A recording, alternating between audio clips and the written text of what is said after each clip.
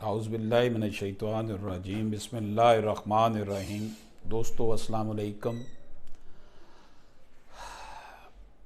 6 ماہ میں civil procedure code کے تحت کیسز کے ڈیسیژن کی بات کی گئی تھی اور اس کے رزلٹس بھی اچھے آئے ہیں کہ ٹائم دے دیا جاتا ہے کہ جناب ان 6 منتھ میں اس کا ٹرائل مکمل کرنا ہے۔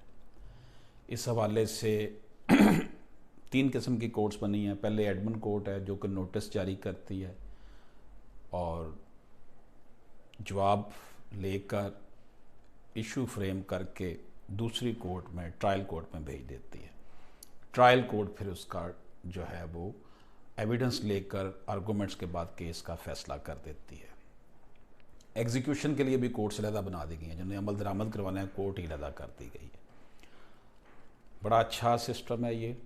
اس کے رزلٹس اب یہ آئے ہیں، میں نے دیکھا ہے کہ سالہا کیس چلتے رہتے تھے اور ان میں کوئی ڈیولپمنٹ نہیں ہوتی تھی، لیکن اب یہ ہے کہ سول کورٹس میں ٹائم فریم دیا ہوا ہے۔ ٹائم فریم تو پہلے بھی تھا لیکن اب ذرا سختی کر دی گئی ہے، تو اس سے یہ ہوا ہے کہ کام میں سپیڈ آئی ہے۔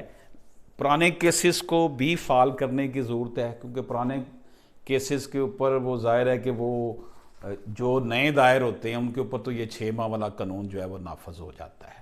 اس لیے جو نئے کیسز فائل ہوتے ہیں ان میں 6 ماہ والا قانون ہے۔ 6 ماہ نہیں تو 10 ماہ جتنا بھی ڈیلے کر لیں، ٹیکٹس استعمال کر لیں تو سال کے اندر اندر ٹرائل کافی حد تک کمپلیٹ ہو جاتا ہے، جو 20-25 سال پہلے تک نہیں ہوتا تھا۔ اس کا ایک طریقہ یہ بھی ہے، اور میرے تمام وکلاء بھائی جو ہیں اس بات کو جانتے ہیں کہ اگر سول کورٹ میں جج صاحب انڈیو ڈیٹس ڈال رہے ہیں اور تاریخ پہ تاریخ دیے جا رہے ہیں تو اس کے لیے ہائی کورٹ میں ایک ڈپارٹمنٹ بنا ہوتا ہے MIT۔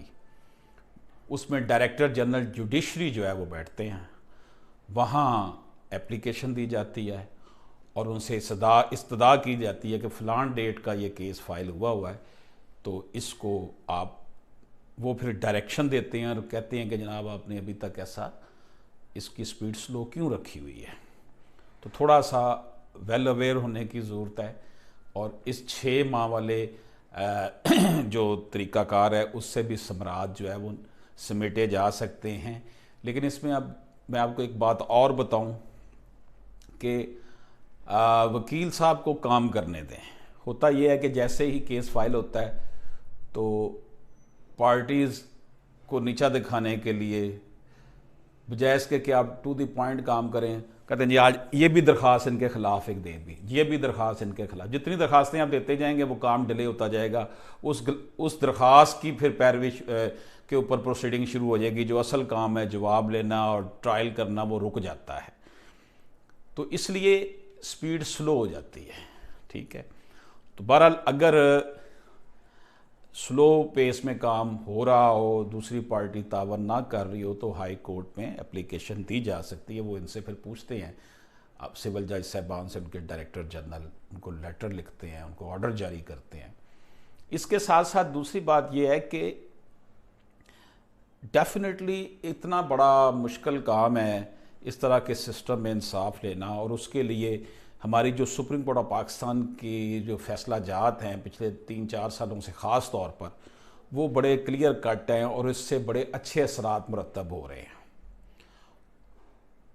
اور اس میں اب جس کیس میں بھی ہبہ ہو چکا ہو، تملیک ہو چکی ہو، یا بیع یا دستبرداری ہو چکی ہو، وہ متسد کے پاس بھی نہیں جاتا، کیونکہ متسد جو ہے وہ ٹرائل کورٹ نہیں ہے۔ ٹرائل کورٹ نے ہی ڈیسیژن کرنا ہے ریبٹل کے بعد، اس کو جھٹلانا ہے ہبہ کو، تملیک کو، دستبرداری کو، بیع کو۔ تو اس لیے یہاں پر اس معاملے میں اگر آپ کیس فائل کرتے ہیں تو اس کے لیے تھوڑا سا جو ہے نا حوصلے سے کام لینے کی ضرورت ہے۔ اب کلائنٹ آلریڈی جو ہے محروم ہوتا ہے اپنی پراپرٹی سے، پریشان ہوتا ہے، وسائل کم ہوتے ہیں، پھر وہ کہتا ہے کہ اوور نائٹ ہی سارا کچھ ہو جائے۔ لیکن یہ اب سسٹم کو سیٹ کرنے میں ڈیفینیٹلی ٹائم لگتا ہے۔ لیکن ایک بات میں آپ کو بتا دوں کہ انشاءاللہ تعالی کسی بہن بیٹی کا حق اب مارا نہیں جا سکتا، حق اس کو ضرور ملے گا۔ آرام سے، سکون سے، حوصلے سے، اللہ پر مکمل یقین رکھتے ہوئے ہمیں جو ہے نا وہ کیس کو فائل کرنا چاہیے، اور اس کے رزلٹس جو ہیں وہ نکلتے ہیں۔ بے جا ڈیلینگ والے ٹیکٹس جو ہیں وہ سول پروسیجر کوڈ میں امینڈمنٹس 2018 میں آئی تھیں، اس میں انہوں نے اسے ختم کر دیا ہوا ہے۔ اور اس لیے اگر آپ ایسا کیس کوئی فائل کرتے ہیں اپنا حق لینے کے لیے، اور اس کی صحیح طرح پیروی کرتے ہیں، اور آپ کے وکیل صاحب پراپر مشورہ آپ سے کرتے ہیں اور آپ ان کے ساتھ تعاون کرتے ہیں، تو ڈیفینیٹلی اس کے رزلٹس اچھے برآمد ہو سکتے ہیں۔ اس میں ججز کی تعداد بہت تھوڑی ہے، ججز کی تعداد بڑھائی جائے، اور سٹرائکس جو ہے وکلاء کی وہ کم ہونی چاہیے، اور بار کے جو نمائندے ہیں جو الیکشنز جیتے ہوتے ہیں ان کی وجہ سے بھی بعض اوقات ججز کو پرابلم ہوتی ہے، کیونکہ بار کے نمائندے کا جب وکالت نامہ آ جاتا ہے تو پھر باقی جس کا مرضی وکالت نامہ ہوتا ہے اس کی بات وہ سننا گوارا نہیں کرتے یا پریشر میں آ جاتے۔ اس پریشر سے نکالنے کے لیے ہونا یہ چاہیے کہ بار ریپریزنٹیٹیو جو ہے نا، جب وہ بار کا نمائندہ بن جائے، صدر بن جائے، سیکٹری بن جائے، کوئی بھی عہدہ لے لے، تو وہ اپنی پریکٹس جو ہے نا وہ چھوڑ دے۔ سال کے لیے بننا ہوتا ہے، ایک سال وہ پھر اپنی پریکٹس نہ کرے، وہ اپنی جو وکلاء کی ویلفیئر کے لیے اس کے عزم لے کر وہ آتا ہے نا، اس عزم کو اسے دہرانا چاہیے، کیونکہ اگر پریکٹس کرنے سے ہی ہوتا ہے کہ اس کے اوپر بھی الزامات آتے ہیں کہ جناب یہ انڈیو یہ کام کرتے ہیں اور ایسے لوگوں کا ساتھ دیتے ہیں جن کا ان کو ساتھ نہیں دینا چاہیے۔ بہرحال یہ ایک سجیشن ہے، انشاءاللہ تعالی ناامید کبھی نہیں ہوتا مسلمان، ہمیشہ روشن پہلو دیکھنے چاہیے، لیکن اس کے ساتھ ساتھ ہم نے ہمت سے کام لینا اور اس سسٹم کو بدلنا ہے۔ جن بیٹیوں، بہنوں اور بعض معاملات میں بھائی بھی ایسے ہیں جن کو ان کا حصہ نہیں ملا، وراثتی صاحبہ کے نام پہ، تملیغ کے نام پہ، بیعت کے نام پہ، ان کو اپنے حق لینے کے لیے ایک دفعہ میدان عمل میں آنا پڑے گا، حوصلہ کرنا پڑے گا۔ یہ نہیں ہے کہ ہم گھر بیٹھے رہے اور خود بخود سارے کام ہو جائیں، آنے واحد میں بھی سارا کچھ نہیں ہو سکتا۔ اور ایک بات آپ یہ ذہن میں رکھیں کہ آپ نے جس سے حصہ لینا ہے وہ آپ کا اپنا ہی بہن بھائی ہیں، تو اس کے لیے تدبر سے کام لیں۔